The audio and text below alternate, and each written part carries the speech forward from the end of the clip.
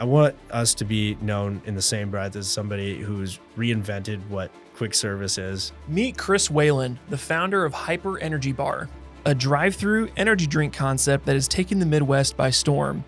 After launching in 2021, Chris and his team have developed and constructed 13 locations across Iowa and the surrounding states by the end of this year. It doesn't matter if you have 10 stores, if you have 10,000 stores, like you cannot just be cookie cutter. He shares what his family restaurant business taught him about wowing customers with first-class hospitality. Hyper is going to be a place that we're going to have that fun place to work. It's going to be built around, young people and energy. How to create a polished brand from day one, how to set your goals so high they kind of scare you, and how to have the right people on the rocket ship with you on the way to the moon. I would never hire somebody simply off a resume, because we'll get there if you've been a dedicated person. It's your personality. It's your drive for it. What a joy this interview was with Chris, and it's amazing that entrepreneurs just like him are willing to share kind of their experience and that kind of infectious positivity and looking to the future and just trying to grow a company as fast as possible. Do we want to be the biggest, or do we want to be the best? And I think the best is the way to go. Chris shares some amazing insight that's going to help you grow your company even faster. I cannot wait to jump in with you guys. Let's go! What's going on, everybody? My name is Ryan Snod, a Rhymes Lod, and you're listening and watching the Rhymes Lod podcast, the podcast for business owners and business leaders in the state of Iowa. Today, we're jumping back in the booth with another amazing guest. We got Chris Whalen in the house, who's the founder of Hyper Energy Bar. Yeah, Chris, welcome to the show. Is this your first in-person podcast?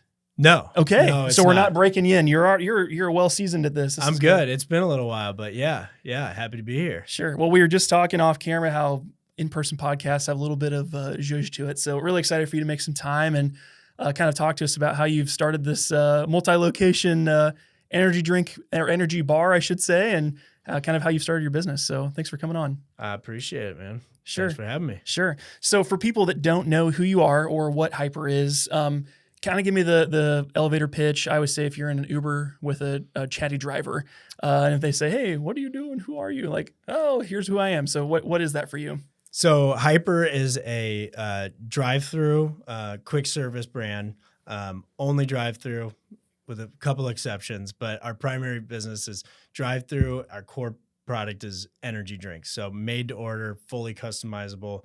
I mean, literally you can get hundreds of thousands of combinations. So we kind of have something for everybody. We also sell coffee, but really our niche is energy drinks, so trying to be the, growing into, that I hate to use a competitor, but being like the, who, the green and the black of like, with a little more upbeat, and we do everything face to face. So like that was a really important core principle when we started. So you're going to come through, you're going to be able to fully customize any of your drinks, and you're going to have somebody who's bubbly, who's going to be face to face with you. So that's who we are. That's Hyper. I love it. So you started this company a couple years ago, right? And 2021. 2021. Yep. So about 4 or 5 years ago. Now, I mean, where are we at currently? I know you just did a ribbon cutting for another location. What's kind of the size and scale of the company currently? So we have 9 locations that are open. We're about a week and a half out from number 10. So we're going to do 4 more openings before the end of the year. Holy cow. And we're filming this last day of October. So you got 3 more in 3 months or 2 months now. Jeez. Yep. So 1 next month and 3 in December. Super crazy. We'll talk about the growth, because I think that's something a lot of people don't think is possible, is like, oh, maybe like 1 every 3 years, but it's like you're just going foot to the floor. I love it. It's the way to roll. I love it, Full man. speed. It's so great. So you have a history and a background in like real estate, so we'll kind of talk about that in a second. Mm-hmm. But I think this will be a really interesting conversation for people if they're, thinking about starting a business or curious like how people tie their past history into the kind of their future trajectory. So Totally. Before we do that, let's kind of jump back in your backstory a little bit. Would love to hear a little bit about where you grew up, what your childhood was like, and kind of what the early days were like for Chris. So I grew up in eastern Iowa, Davenport, Bettendorf area. So my family is entrepreneurial as well. Kind of well-known entrepreneurs in the restaurant and hospitality business. So that was my life growing up. What is it, restaurants in Bettendorf, or is there something anything anyone would recognize? Yeah. So the nucleus of what our company's become is the machine shed. Oh, okay. Yep. So that was my dad started that out of college back in the 70s, and so we've grown that along with some other concepts. But that was my life growing up. So I was surrounded by, entrepreneurial spirit. Also one that said, if you have a great concept, build a great team and grow.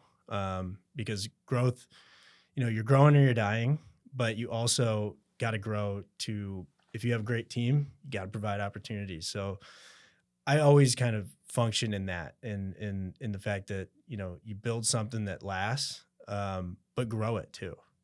And, so that was my childhood. I mean, were you like bussing tables? Did they put you to work like at an early, I worked 8 years old, just dishwashing? I mean, we were always, my sister and I, we were always playing in the stock rooms, in the office, in the kitchens, walking tables, grabbing stuff out of the gift shop, giving it away to people. I wasn't aware that was not okay. Chris, they have to pay for that. Give it back. Yeah.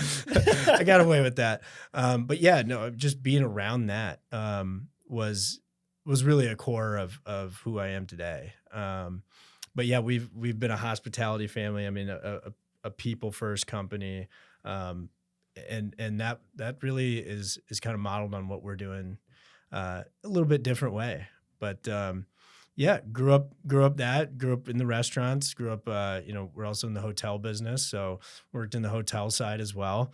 But really being in front of people, that was, and we'll get around to this, but some of these things are real core foundations of what Hyper is and will continue to be. Sure. No, I love that. Well, and even just having that kind of hospitality focus, you don't think of that firsthand on a drive-through experience, unless you're Chick-fil-A. Obviously, they're kind of reinventing that entire experience for people. And I think it's definitely something that people miss, because a lot of times we've had Brittany Todd on, who owns Mill Street Mocha in Decorah. Yep. And she was talking about how like sometimes that coffee at the drive-through is the only social experience people have all day. They work from home, or they're an empty nester, or like, that's the only time that you have a chance to like make an impact on that person's life, Well, so coming from that side and working in our family business for so long, mostly on the real estate development side, but being inspired, coming from working in restaurants my whole life. I mean, I think one of those, real like split in the road things was actually working, serving, bussing. I'm so thankful for that opportunity, and to understand that was like a really important thing and not just like kind of a period of time. I see the importance of people talking to people, especially young people.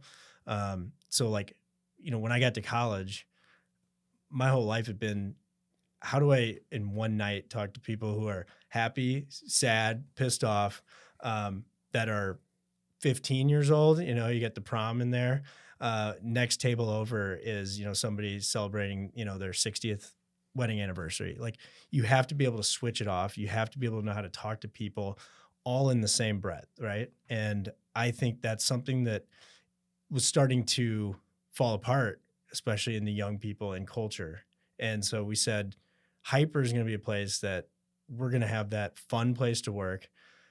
It's going to be built around, young people and energy, but teach them those skills. They learn a lot about business just working in there, but they learn how to talk to people. And that face-to-face connection was something we were not going to sacrifice. So we'll continue to do that. And we're very proud that we have a killer staff, killer team, and they do a great job every day. And that's my favorite compliment from people, is not the product. It's our people, for sure. Sure. No, and it makes it more enjoyable to go and do things with people. I always equate it to, you could have all the riches in the world, live in the biggest house, but it echoes really loud when there's no one in it. It's like you gotta have some people to come with you to enjoy the ride and share that with.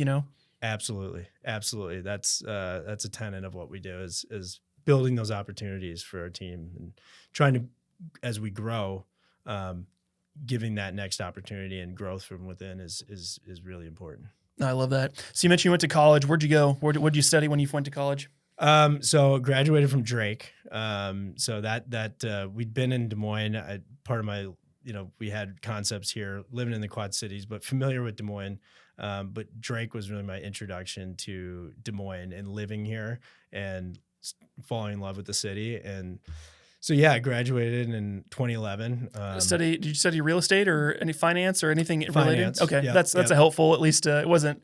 What does Dave Ramsey always say? Left-handed puppetry, something weird Yes. like thing. So that's great. That's an But applicable finance, major. I think finance is a good backdrop to a lot of careers. You don't have to go into banking or go into actual finance. It's teaches you how to think, too.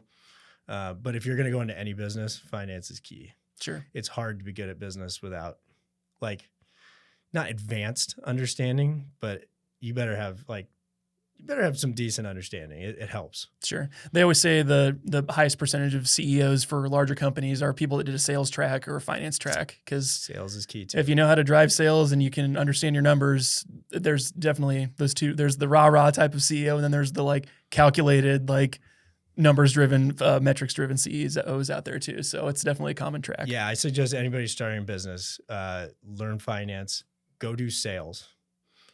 Go do sales, especially when you have to depend on sales. Sure. Commission only sales Commission job. only brokerage. That's like an MBA right there. Sure. Did you have any sales experiences early on that helped shape some of those, or did you maybe waiting tables might qualify as that if it's 100% tip driven? Yeah, I mean, we were always doing little businesses and then being in the restaurants. I mean, learning how sales take place. But right out of school, and we were going to hit that, but going into brokerage. So had a few, more than a few years of real estate brokerage experience, which it's a tough business. It's a tough business. So you learn a lot.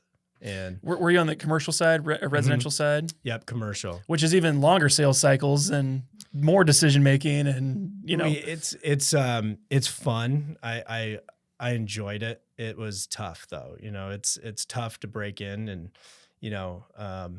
and I think the thing is, and I knew this going in, but I think the thing is you see brokers, especially with TV shows and stuff, even though that focuses more on the residential side, but they make a ton of money. They close big deals. I mean, realistically, you're pretty darn lucky if you get a big sale in your first 2 years, year Sure. and a half, 2 years. Because people, they try, it's not like selling a house. I mean, some of this is their biggest asset. And you're going to trust some guy out of college that hasn't done it before, or somebody that's been in it for 15 and that's years. a relationship thing. I mean, it's not unlike residential. I mean, it's a trust factor hugely for sure. But commercial, it's very cutthroat. And so I enjoyed it though. I really did. And but you learn a lot about sales. Sure.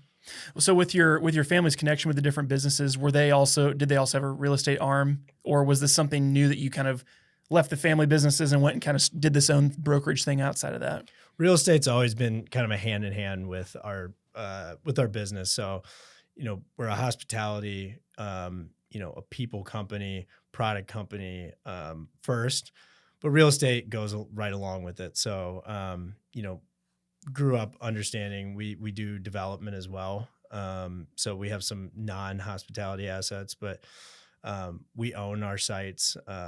And so that's also been something that's been very important to me is owning the land, owning the buildings as we expand. So I learned a lot. I had some great teachers.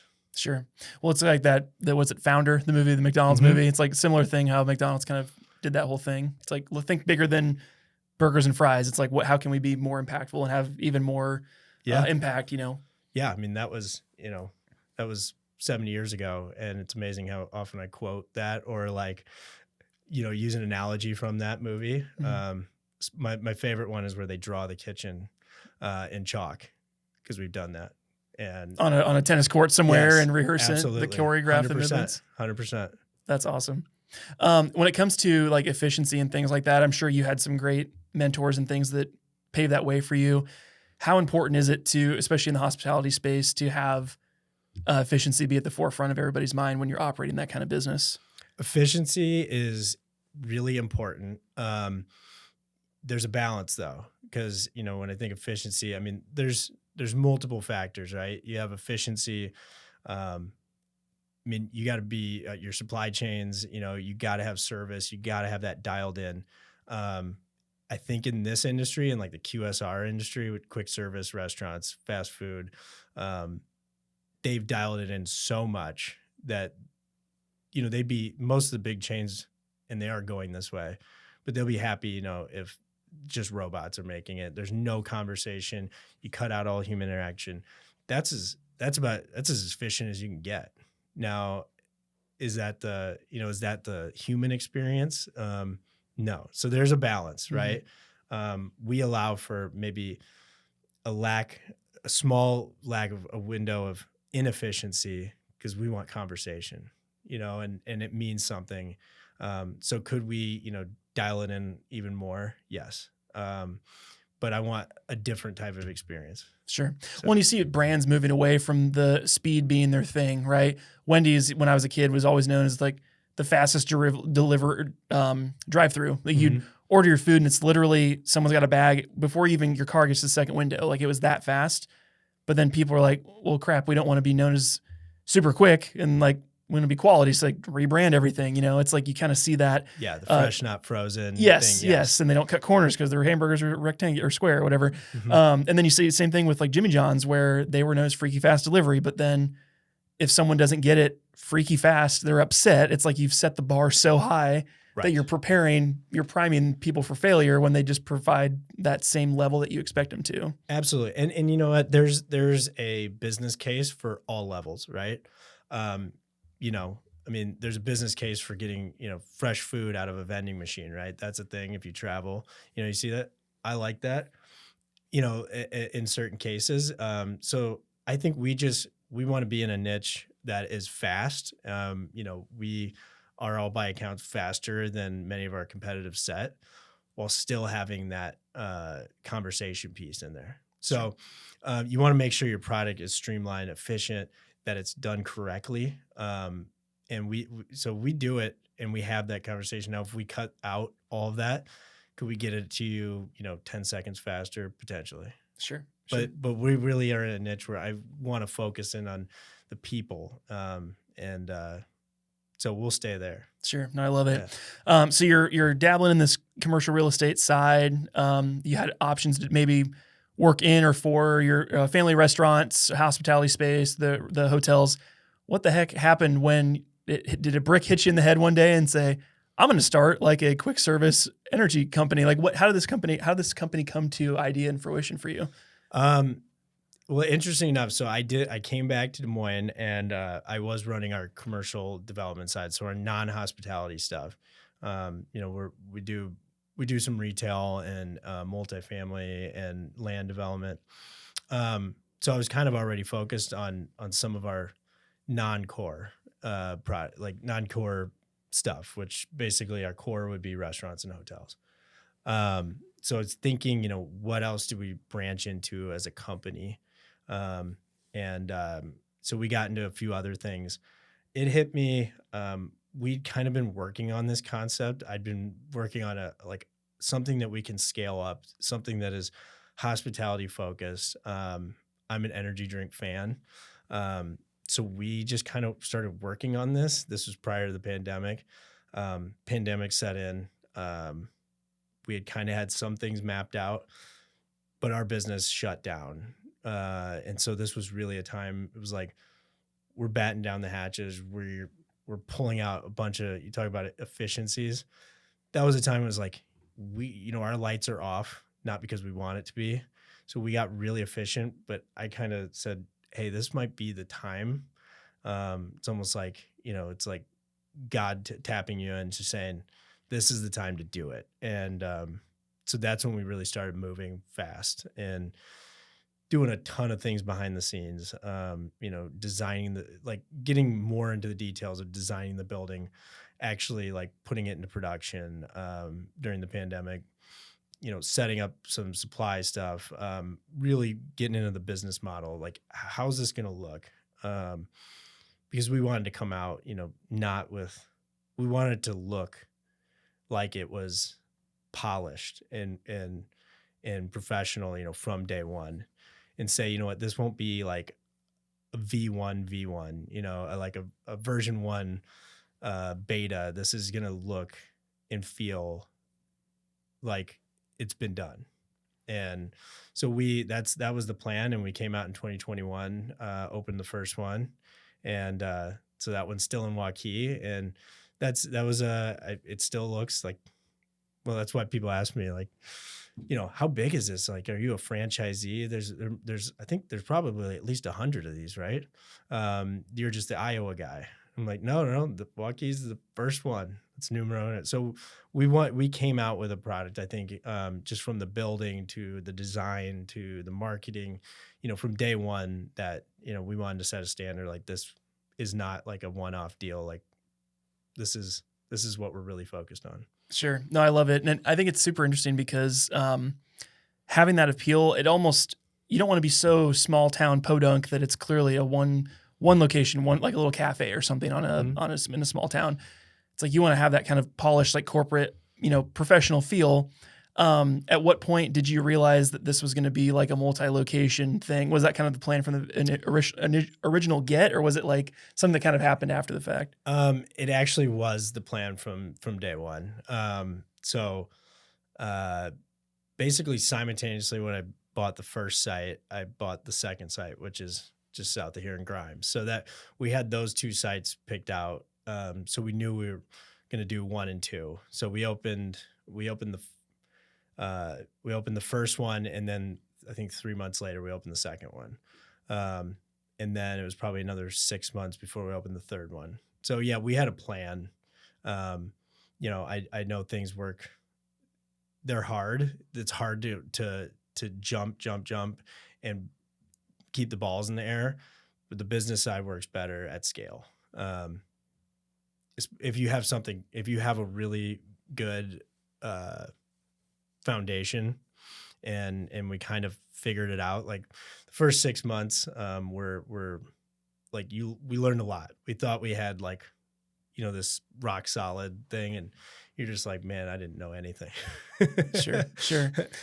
Well, I was going to say, is there other energy type concepts like this? Because you see these pop, or I've been seeing these pop up a lot with like convenience stores, other like smoothie shops, like places that have similar things. This is like an alternative item or a supplemental item for coffee, for example. Like we live in Polk City, and there's a coffee shop there that just started doing similar because some people don't like coffee, but they still want an upper of some kind. Did you see this concept already, or is this kind of like something newer in the marketplace? So I mean, the big brands, well, and local, and kind of the whole coffee atmosphere. I mean, they're trying to they want to expand out, and they want to have more for everybody.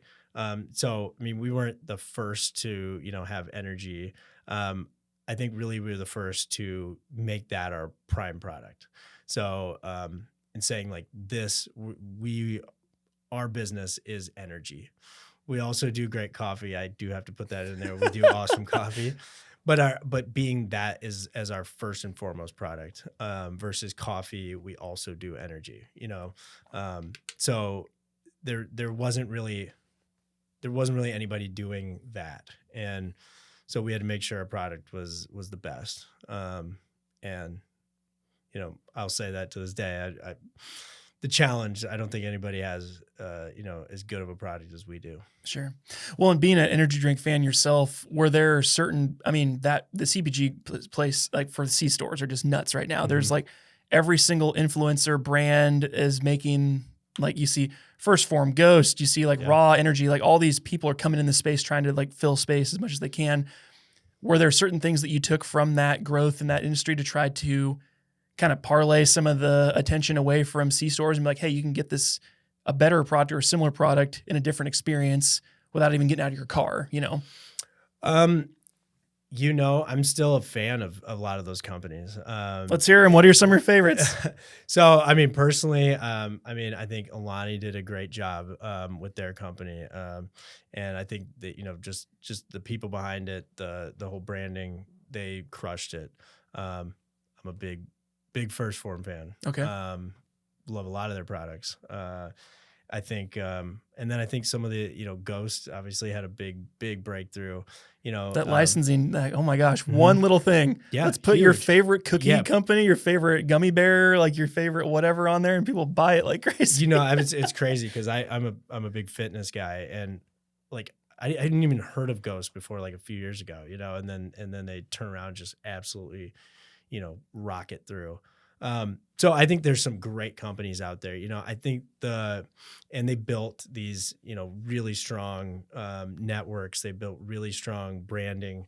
Ours is a little different branding, and it's more of a, a community of who's the people, what's the experience you're going to get. So yeah, I don't see us as like competitors. I mean, of course, if you have $5 to spend, you could argue that any place that has a beverage, for that matter, is a competitor, right? Yeah. I think it's just the experience that you're going to have something very consistent.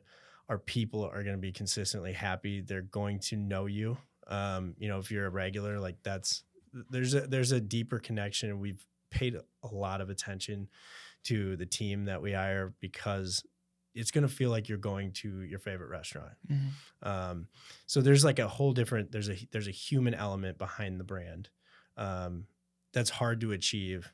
And only if you're like the best do you have like an emotional attachment to a brand. Sure. And it's hard to get there. So like, that's what we're going for.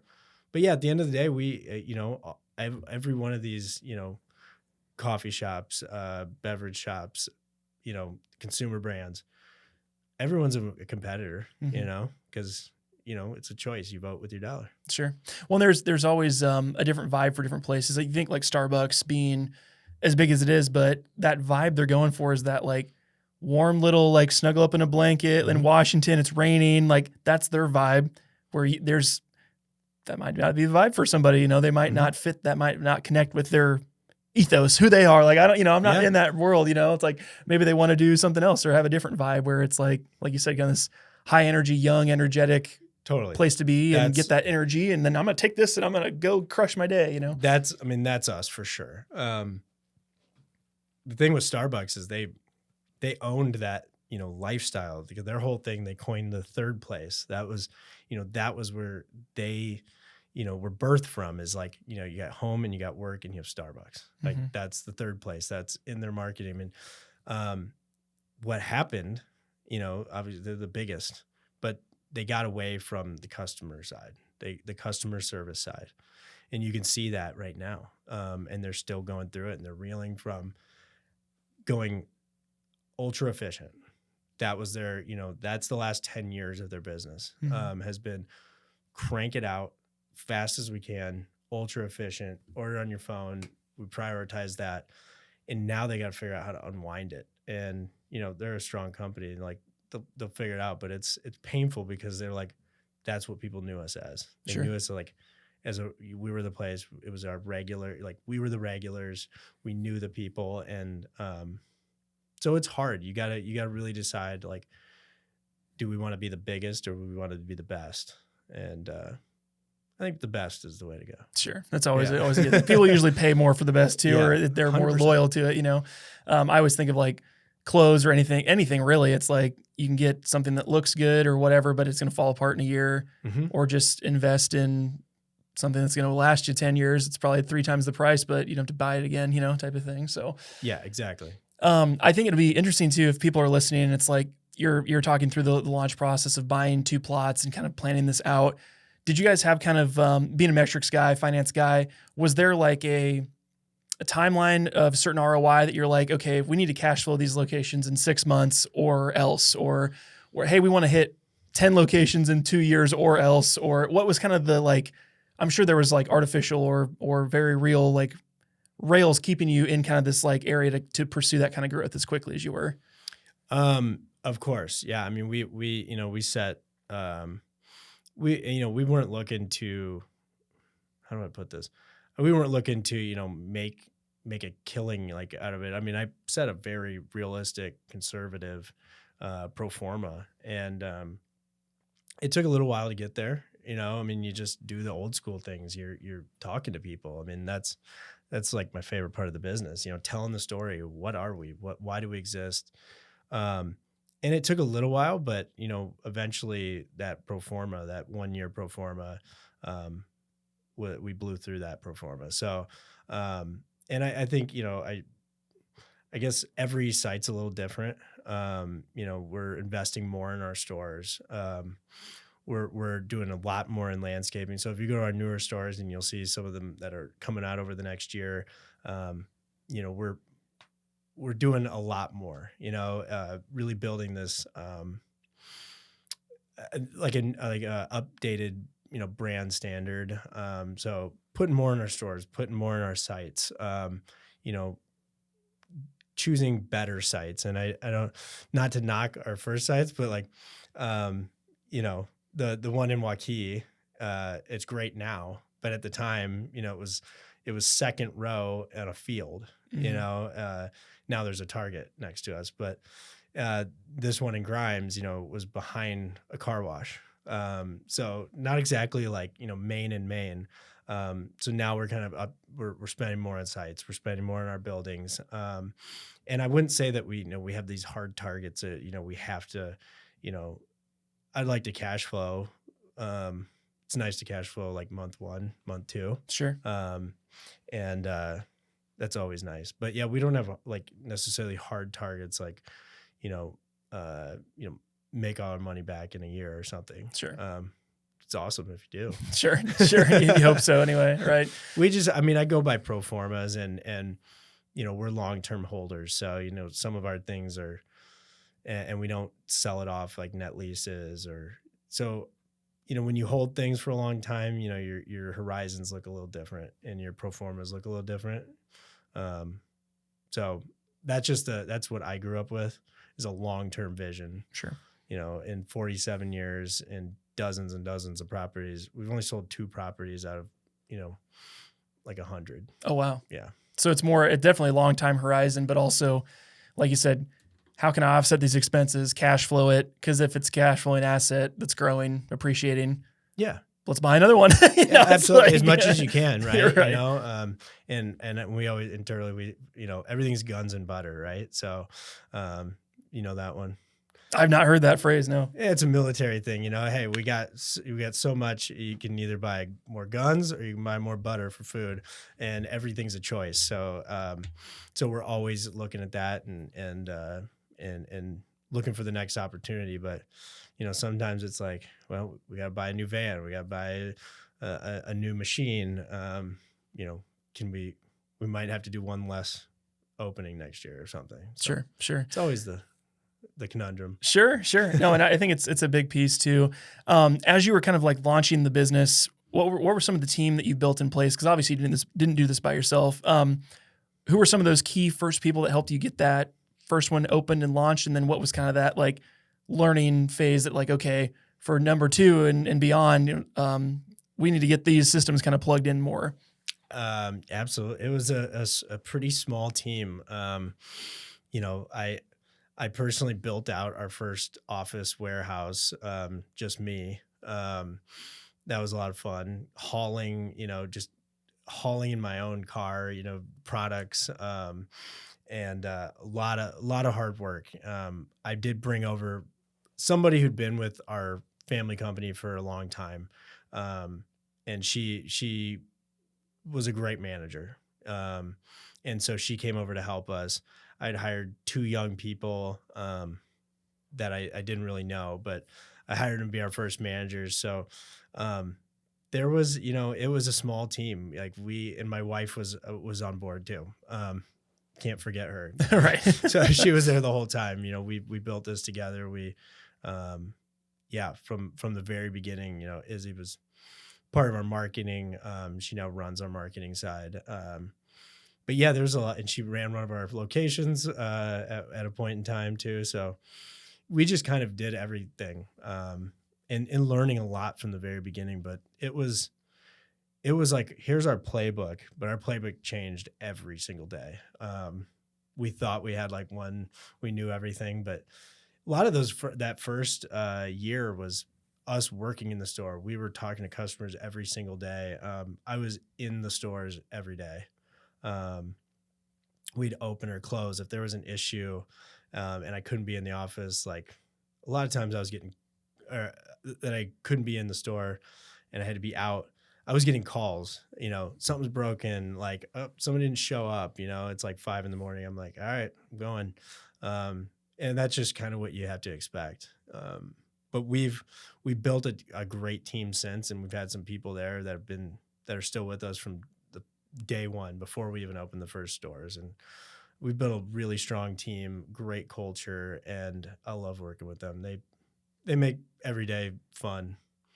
I love it. I love it. You mentioned you kind of lean more towards the younger side for both your staffing, but also your customer base. What was that first location like? And when you open a new location, what's that kind of marketing launch to get staff working there, but then also get customers in the drive-thru as well? Well, early on, we got really lucky. Because who the heck were we? We got this really great staff in our first Waukee location. I think out of like the first 10 people we hired, I think there's 3 or 4 that are still working with us. I mean, they're in college, they're working at some of our, Iowa City Ames locations. And that's really cool to see. But we are younger. The good thing about, being in a market for 5 years, being, is a fun place to work, and we really see opportunities. We give opportunities. We build, someone can start with us at 16, become a manager in a few years, do very well, support, more than support themselves, and continue to have opportunities to grow. It's gotten a lot easier to hire. So, when we open a new store, the hardest part is going through all the people that want to work there and filtering out, the best of the best. We're blessed in that way for sure. It's changed. But now as we go into new markets, that's, we're not back to square one, but it feels like the beginning days. And that's, I think, an inspiring thing. When we're way out of our hometown here, it's like, all right, guys, remember remember that first month? That's what we're doing again. Mm-hmm. And we're going to do it again next month. And so I look back on those days with a lot of joy and can't wait to do it again. But it's just getting the word out there. You build it, you see, people you build a good culture and people tell their friends. And then all of a sudden, you kind of get your pick of like the best and the most friendly people that just want to kick ass every day. Sure. Well, and the nice thing is with your guys' product too, it's kind of like a walking billboard, right? Somebody walks into school or church or work or home, and they got that accessory that's got your logo directly on it while they're drinking out of it. It's like, absolutely, what is that? That type of thing. You kind of see it everywhere. So that's fun. I mean, yeah, early days we were, at the school, we were at the football games, we were doing all those things. The marketing, when you talked about what do you do when you tee up in marketing, and it's getting in the community. I 100% believe, it doesn't matter if you have 10 stores, if you have 10,000 stores, like that has to be, you cannot just be cookie cutter. Like, because I've always said each store supports that city and that town that they're in. And I want each GM to be a mayor. I want them to know the people in town. I want them to, get out there and actually, be in events and support that. When we give money back, it's going to be right in that community. And it's a real deal. Like we want to be a place that no matter how big we get, it's still like your hometown place. Sure. No, I love that. And I think it's definitely a process as you kind of go through it, because as you mentioned, you got this flywheel now of talent coming in where if someone is seriously considering staying with the company, there's actual growth opportunity to like, absolutely. If you crush it here, we'll give you your own store. It might take a couple years, but like, I think a lot of companies promise growth and they can't actually deliver it where, like you said, you keep buying and new land and building new places. Like people have to run these, Absolutely. I mean, right now, that's the most exciting thing is to see growth, because the true measure of a leader is how great do the people underneath you do. If you're 10 years, 10 years, 10 year is 10 years. How many people did you create new leaders from? I think that's really the testament of how great of a leader you are. And we wanted to set foundation. We want to set a blueprint where we would do that. We would, right now of our 9 stores, soon to be 13 stores, about 6 of those within 5 years are going to be led by people who started with us just at an hourly basis. And that's the most exciting thing, is to see that growth and say, hey, you know what? This was how far you came now. I mean, any one of these people could be, the CFO, could be the CMO, could be doing any type of job down the road, or, leading an entire market or region, in 5 years. So that's the coolest thing, is to say, keep tabs, keep raising your hand. Like, we're looking. Sure. Well, I'd be curious here to hear as well, like you talk about this explosive growth. What's your risk tolerance like? It sounds like you're like obviously calculated, but like that's a lot of risk to keep opening as fast as you are and that type of thing. How do you sleep at night? That's another question, I guess. Oh man. It's stressful, but I think I'm a little bit of a junkie, for sure. It's kind of in the DNA. We've always had that, but yeah, I think if you aren't, well, it's kind of cheesy, but like, I do see it and I'm like, that's true. Like, if your dreams don't scare you and if what you're doing doesn't scare you a little bit, you're not doing it big enough. And so, yes, I'd be a liar if I said like, I wasn't scared of certain things. And that's just a part of it, that you have to accept that you're not going to be comfortable doing it. And, so yeah, I have a fairly high risk tolerance. Sure. But it's not, it's not risky, because you're just like, I know with the right people and doing all the right things, like it's not a risk, it's a calculated risk. Sure. Well, I guess another follow-up to that would be, you mentioned that they're a huge influence your family and your parents have had on your entrepreneurship journey. What's like 1 or 2 lessons that has really stuck with you from those early days or of your childhood that they kind of ingrained in you early on that you still carry today? On the business side, Mm-hmm. 2 things that come to mind, since 2 things we've spoke about. Number 1 for sure is get good people, treat them better than they can imagine you'll treat them. I think we've stuck to that. I think that's really what we pride ourselves on. It's and always have a keen eye for talent. Don't miss those chances. Don't be so far ahead. When we're talking about growth, don't be so far ahead that you're missing everything that's around you. And that also goes back to enjoying the process with those people. Secondly, is don't outrun your cash flow, because that's when you get in trouble. So, you have a high risk tolerance, but never get ahead of your cash flow. Sure. Anything can bite you. For sure. Well, I think it's also nice having the emergency ripcord, if you will, of owning the property. Mm-hmm. If everything went belly up, you guys own the land, which is I think the hardest thing that a lot of people do is if you bitten off 10, 20-year lease or whatever, and it's like, well, crap, now what? It's like at least there's a little bit of bit of cushion there. So. It's true. On the flip side of that is, you can't grow as fast. If we were doing all leases, like, could we in theory, not instead of 20, do 30 or 35 a year or something like that, if that's the goal. Yeah, because you're not spending a big chunk of change each time that you open. But we kind of believe in that, just, building it for the long run. Because when I make it a choice, it's not like we're not saying, all right, that's decent. Like, I'm like, I love that. I love this place. Sure. Well, as you're scouting real estate, I'm assuming that's something that you're doing often, is like constantly looking at plots and figuring out where a next spot is. What are some of those like prerequisites that you look for when you're looking for property for Hyper? I think we want to be, where the growth is at. I don't think there's any like real secret to it. I love it so much that I'm like obsessed with it. I just am always looking for new opportunities. Like, I want to be in a community that's growing. I want to be in a community that like I want to live in.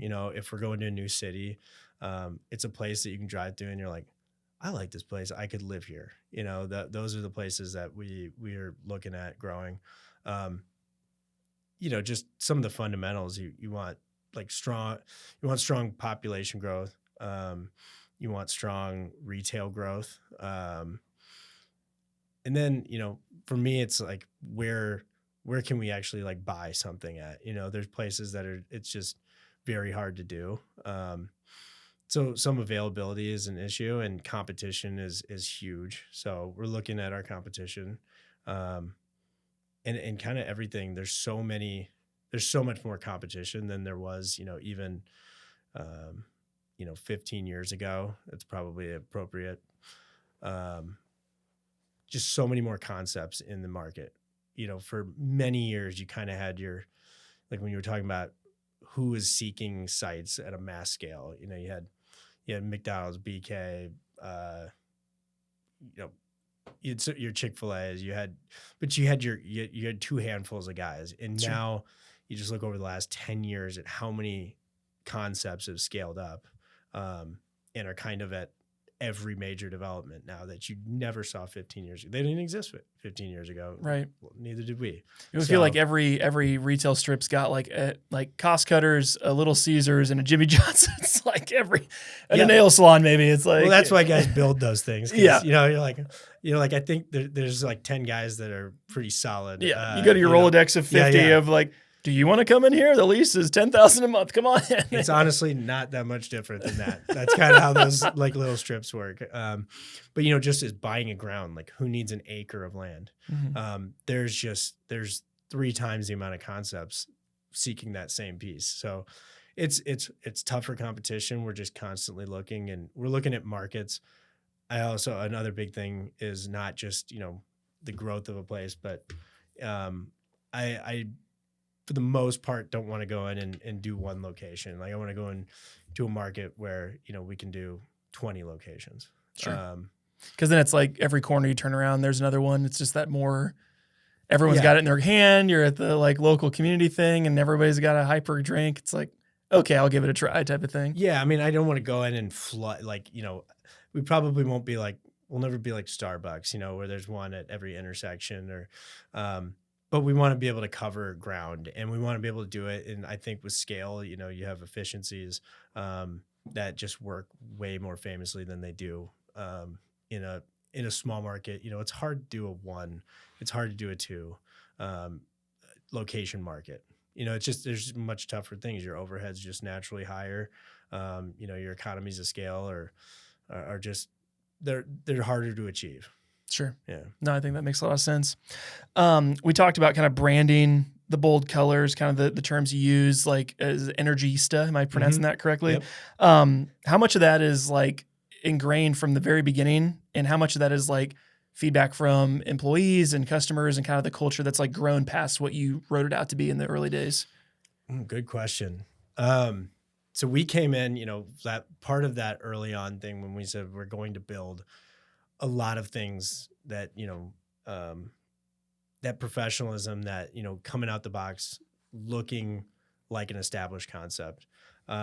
So we came out with the logo, we came out with our color palette that hasn't changed. We came up with some of our, internal jargon and speak, if you will. And some of those things have stuck, but now the company that started in 2021 and the company today is 100% a factor of growth from our team. We are constantly listening to our customers. We're constantly listening to our managers.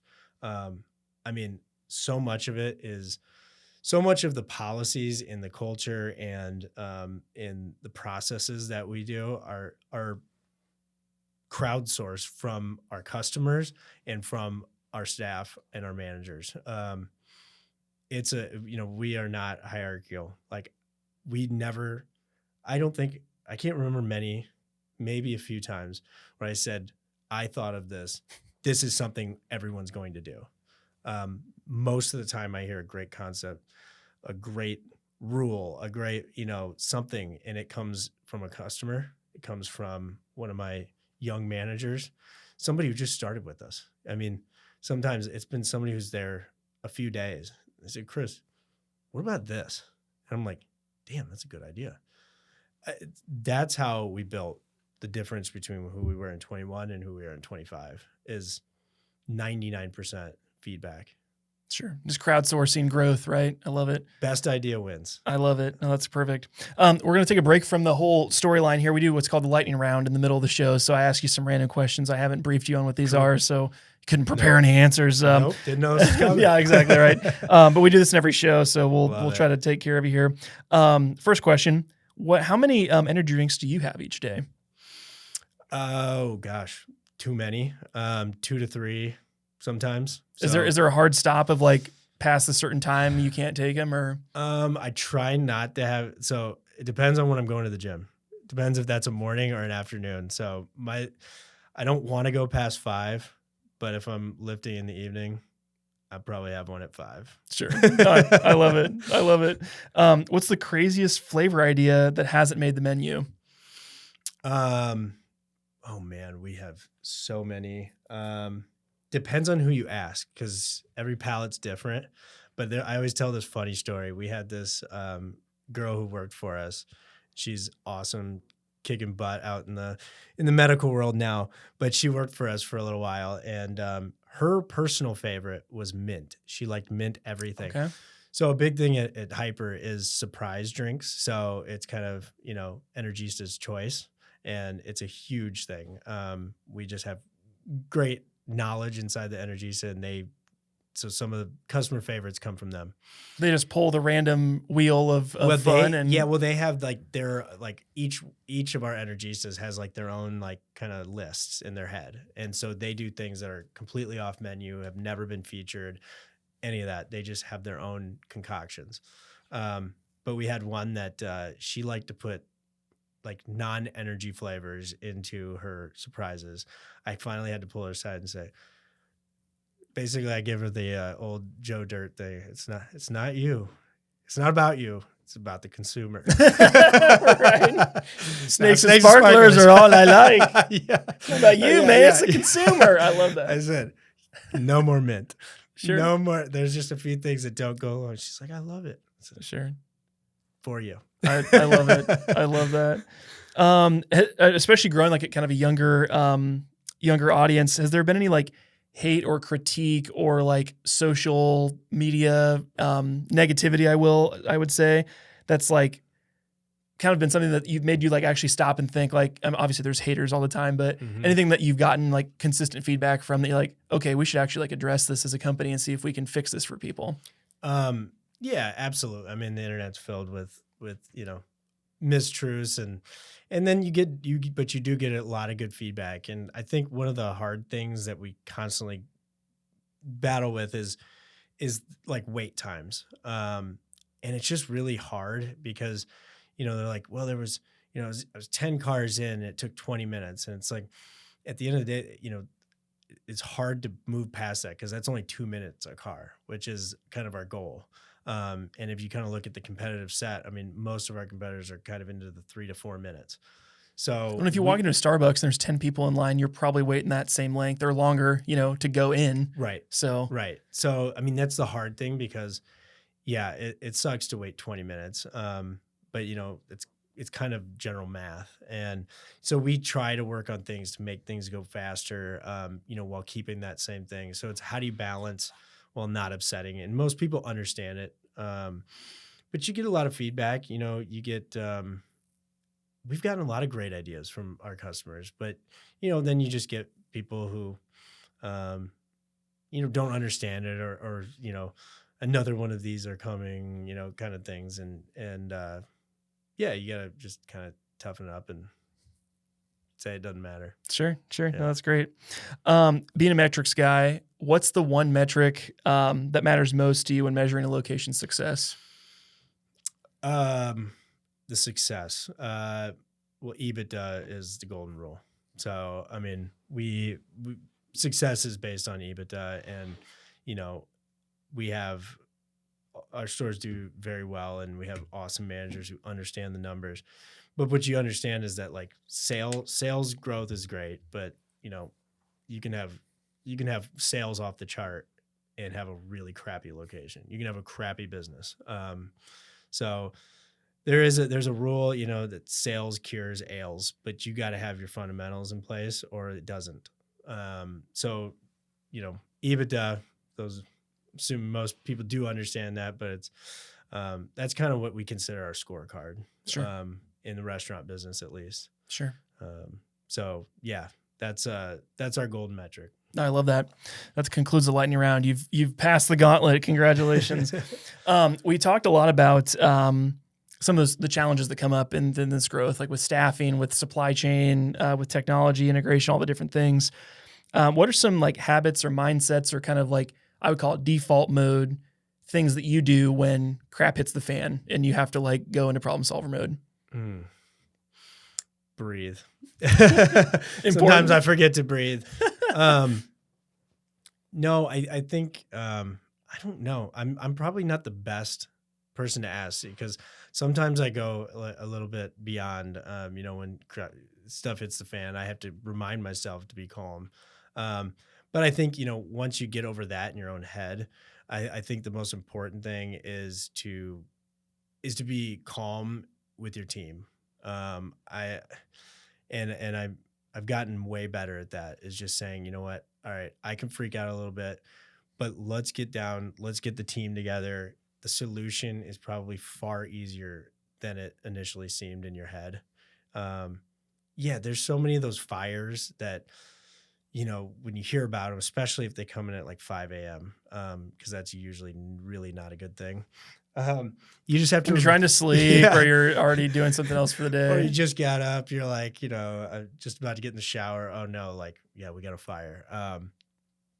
I think the biggest thing is to allow yourself to kind of have that like be pissed off or and then get over it, and then find them, collect your minds that can solve the problem.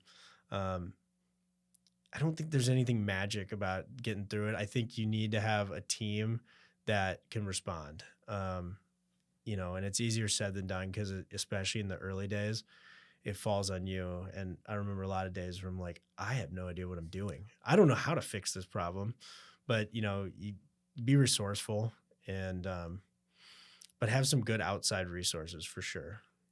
Somebody you can call and say, all right, what the hell did you do? If you're in the restaurant business, have somebody. If you're starting a new restaurant, or if you're, starting a technology, like have somebody you can call and just say, you know what, you've been through this problem. Have a network is even better. And I'm a big believer in, being in networks, especially intimate networks of people that you really know that are in business, because a lot of problems, it doesn't have to be the same industry. A lot of these problems are the same. It's a continuum between industries, and you can just say, what did you do when this person did this? I had somebody really, I feel betrayed. Like, what did you do? And the advice is absolutely, invaluable. It's just, I think that network is important. For sure. When I always say talk with people that are in various industries for a variety of solutions, because somebody might solve it out of the restaurant industry. That's like, oh, this person that's in like a different industry, oil and gas, or they're in hospitality, or they're healthcare, they would solve it this way. Like, oh, talk to the triage team at the emergency room. They'll probably figure out how to like solve crisis better than those guys are masters. Yeah, it's like how do you 100%. how are you chill under pressure and that type of thing too. So yeah, you can tell yourself all the time, like when a crisis happens, it's human nature. So it's what you do like 5 minutes after you hear about it is most important. Yeah. Human nature is like, you're gonna, I don't know if you ever get used to like hearing, emergency news, right? Sure. I don't. The house is on fire. Most people's first reaction is like, let's sit down and right, be calm. Let's pull our plan out, mental plan. Yeah. You're like, get the kids, get them out of the house. Like it's, and some of the, some things in business feels like the house is on fire. And, so it's okay to freak out. Just, say, all right, who do I call? Especially if your internal team, let's gather it, let's get somebody on it. And then most of the time it's like, you look back and say, well, that was a nothing burger, like we got over that, like, and you're just prepared more the next time. Sure. You mentioned kind of these social groups and other industry connections. Where do you go for kind of that business scratch, if you will? Because a lot of times you're probably talking with people that are energistas or people that are in the business. Mm-hmm. Where do you go for some of that kind of ability to stretch your legs business wise and try to get connected with the right people? Totally. I mean, many of my good friends just happen, to be in business. I think that's just through the years, you're kind of the product of the 5 people you're around, but, and I think that's 100% true. But I am in a business group called YPO. I think that's been super helpful. A lot of like-minded leaders in businesses. I mean, there's many others out there. I suggest anybody who's in business or thinking about it's more helpful when you're when you're in it and you need that network. I suggest 100% being a part of one of those people you trust, and it's a real, it's a soft. You can come from a soft place and be vulnerable. Also, I mean, there's a lot of industry things that I think are helpful. So like being a part of some industry, specific, it's not always like the associations, but some associations are better than others, and involved in those. But I think just having a good network of people and friends, and some of those same best friends have come through some of these, other things, but getting out there and having people who are like-minded is just the number one. So a business group, business coach, also helpful. Sure. No, I love that. Let's see here. In terms of impact, community impact, you mentioned like having each location be really rooted in with the communities that they're in, those types of things. What is kind of your big picture vision for this company in the next, I shouldn't even say 5 years, probably you're a big time horizon guy, like 10 years from now, 20 years from now, like how big do you want Hyper to be? Is there other supplemental businesses that are connected to it or other product offerings? Like what's kind of your brainchild for what this could be in the future? I hate using like specific like unit counts. I think we'll be many multiples larger. So we're growing outside, at the end of this year, by the end of this year, we'll be in 4 states. And we're growing throughout those states. So we'll continue to grow in Iowa, Nebraska, Kansas, Missouri. We'll probably be in the next 5 years entering likely another 5-6 states. So, we'll be a different size company. What I do not want to sacrifice is what exactly we built right here in Des Moines, which is I want to be known. I want us to be known in the same breath as somebody who's reinvented what quick service is, like you said, the Chick-fil-A's. I want to be like same breath. Who has the best hospitality in the quick service? Who's got the best product hospitality combo?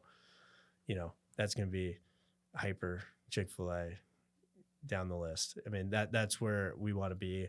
And I think we want to be known as a real community-oriented company. So that's going to continue. We're going to continue to grow here in Central Iowa and the things that we do and what we can do as we grow. With success comes responsibility. And so I think that's an important thing for us is to be able to provide more resources for what the community needs. But what we need here in our Des Moines communities might not be the same thing that they need in Tennessee communities. So like that is what I want, a team that can make those decisions. And so that's where we're going to go. And we're going to continue to be more rooted in the communities that we enter. Sure. What kind of person are you going to have to become to accomplish some of those goals in 10 years from now? Do you think you can do them currently if you were thrust into a time machine, thrown in a DeLorean, they send you 10 years in the future? Or what skills or people or resources are you going to have to try to consume or farm to get to the point where you can support a business like that? It's a good question. I think about that all the time because you don't know what, you're always on the cusp of something, but you don't know like 1 year to the next. I mean, I look back and sometimes I don't recognize myself a year ago, right? You adapt. And I think being adaptable is the best quality. You have to build a good team though, to do this 100%. I keep going back to that. It would be impossible. I can't be, traveling, nonstop, you have kids, I have little kids too. And, so my wife and I, we have to be, conscious that I don't want to be that person who's gone 24/7. But I think there's, some acceptance that is a part of it. And I think time management is something I got to work on. I've gotten a lot better, but time management, I think, just discipline, the things that everybody can use more of. But it's also being able to let go of some things too. And if you hire the right people, I don't usually have a problem trusting them. And I trust my team full-heartedly. It's sometimes, when you're about to enter that thing where you're like, I'm not around these people every day. I won't be around my future team like I am around my team as much today. Right. And so I think it's just being able to let go and have faith. And I'm a big believer that, faith is extremely important, both the actual faith and, faith in yourself and your team and making decisions. And I think those are both hand in hand as well. Sure. No, I love it. You mentioned earlier, you can't do it alone. You got to build the team. That's kind of the infrastructure there. What advice would you have for somebody that's listening that's trying to build infrastructure, team, and culture around kind of what they're doing with their business? Well, it's one of the hardest things. It takes a lot of time to build culture. I think you want to, the cool thing about business is it's like my dad always said is like business is like it's like your favorite toy, but more specifically from his period, like his time period, he was a big train. Like he would build the trains, like the Lionel train sets. And he's like, business is like a big train set, right? Because you're constantly moving, customizing, swapping out things, making it better, constantly making it better. In business, though, you get to pick who you play with, and so you get to build a team. You want people that I want people that I would hang out with, on a daily basis. I don't generally hire for. I would never hire somebody simply off a resume, or they have this skill set that I absolutely need. I am a big personality person, so I feel if somebody's got a certain level of, I can see they've been dedicated in something. I'm like, the exact experience at the level that I need is not as important because we'll get there. If you've been a dedicated person, it's your personality, it's your drive for it. We'll get there. But team building is one of the hardest parts. And I think at this stage in our business, I think about it a lot.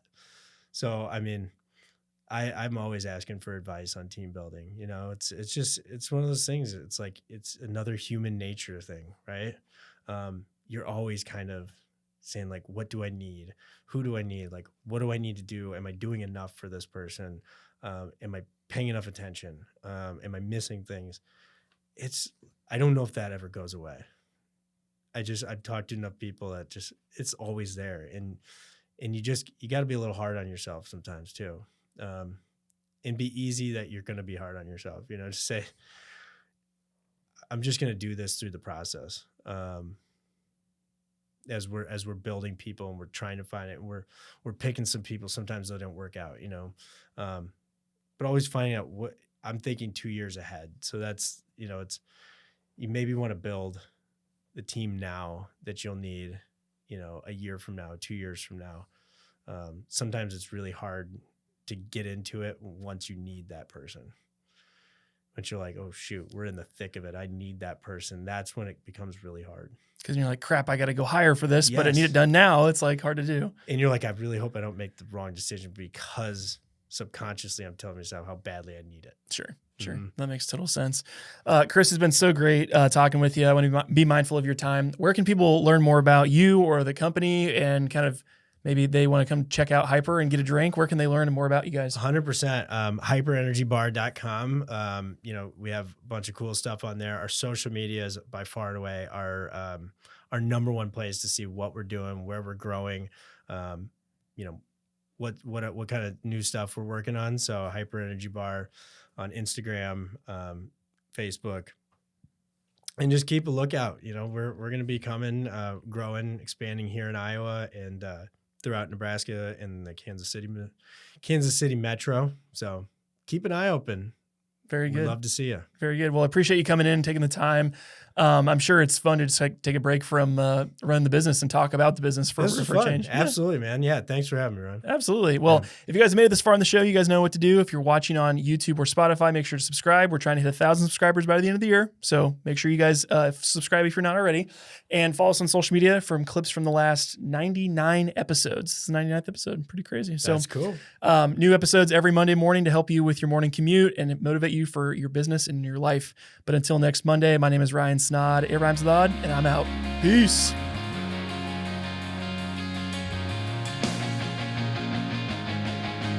Thank you so much for watching yet another episode of the Rhymes with Odd podcast. We really do appreciate your support. If you could give us a 5-star review on Apple iTunes, that makes a world of difference, guys. Also, if you're tuning in on YouTube or Spotify, make sure to subscribe so you don't miss another episode, and check us out on social media. Also, if you'd like to inquire more about our services here at Snod Media Group or learn about doing your own podcast for your own business, you can find us at snodmedia.com. We'll see you in the next episode. Peace.